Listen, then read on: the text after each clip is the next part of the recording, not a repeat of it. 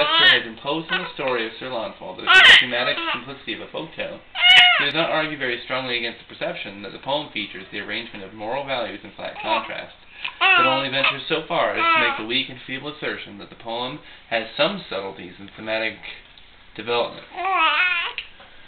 Adams' suggestion to stop reading the poem as a serious romance is not far removed from suggesting that the poem lacks the substantiality that would be required to consider it serious.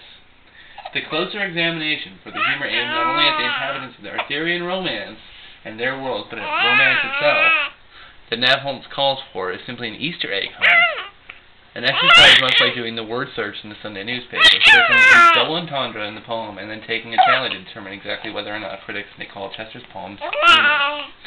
Likewise, Anderson's charting of the key narrative incidents is an attempt to quantify and calculate the meaning and purpose of the poem. To reduce Sir Launfal to any of these categorizations is to seriously inhibit understanding of the work.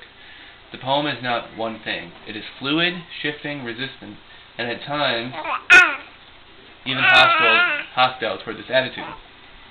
It defies quantification, and it bursts through rigid confines of charts and graphs. One must be wary of reductiveness and simplicity, and allow the poem to be at once a folk tale, as it is a satire, as it is a comedy, as it is a romance, as it is a lay.